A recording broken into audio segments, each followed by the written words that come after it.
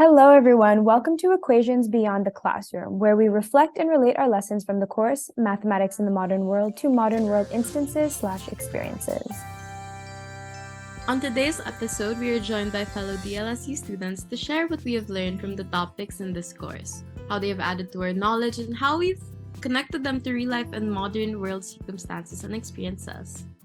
Okay, let's jump right into it. The first topic discussed was mathematics as a language.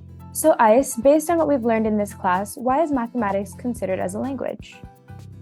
The thing is, language in itself is a complex concept, but put simply, it is what people use to communicate and understand each other. Now, there are many languages in the world, and mathematics can be considered as a language because it is used by many, if not all people, to communicate and express ideas that are not easily expressed through words or other forms of language. So what makes math interesting in that regard is that it's pretty much the same throughout the world. While other countries have different languages like English, French, Chinese, or Filipino, everyone uses the same concept of numbers and principles to convey mathematical thoughts through math. So I think that's pretty neat in my opinion.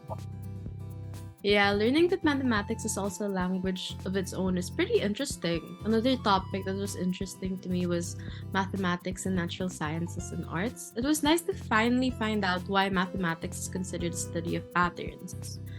And patterns really are the heart of math. The ability to recognize and create patterns help us make predictions based on observations, which is really important in math. We use patterns to represent identified regularities to form generalizations. Yes, it was cool. And another topic that was pretty interesting was mathematics in decision sciences. I think Randz was pretty interested in that topic too, right? Yeah, I was. So after learning that mathematics plays a role in decision making, Randz, how useful do you think mathematics is in decision making? Okay, so mathematics is incredibly useful in decision making as it provides a systematic approach to analyze data and quantify uncertainty. It allows for accurate modeling and prediction of various scenarios, aiding in risk assessment and optimization. By using these tools, it can inform choices based on data-driven insights. Well, we'll be making a lot of big decisions in the next few years, and I'm sure mathematics will help us a lot. Speaking of big decisions, finance is very important to understand, especially when we are at the real world already. Sabina, how do you propose you will manage your own finances today and after graduating based on the learnings from this course?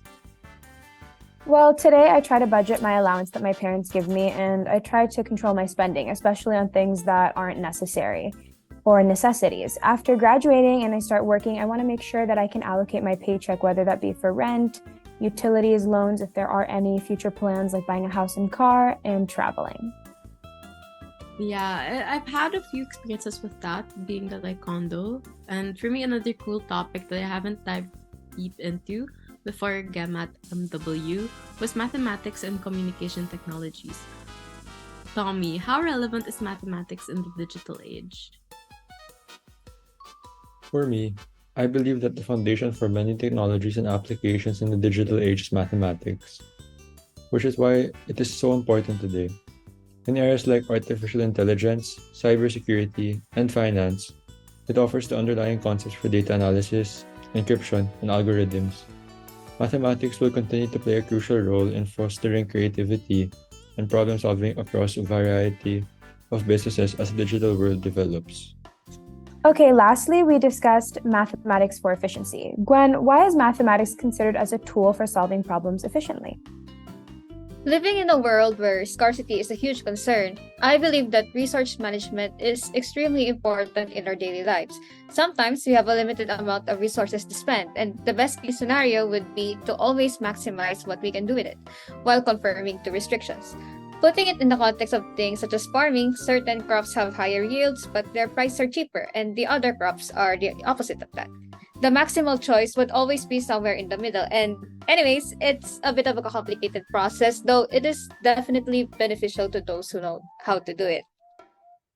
All right, so I believe we covered every topic in mathematics in the modern world. To finish off this podcast episode, let's quickly go around and give 3 words that describe our experience in the course.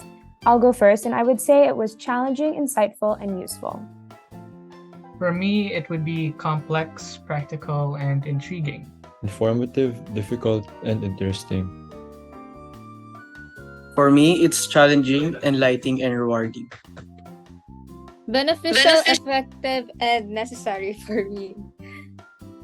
For me naman, it's intriguing, important, interconnected.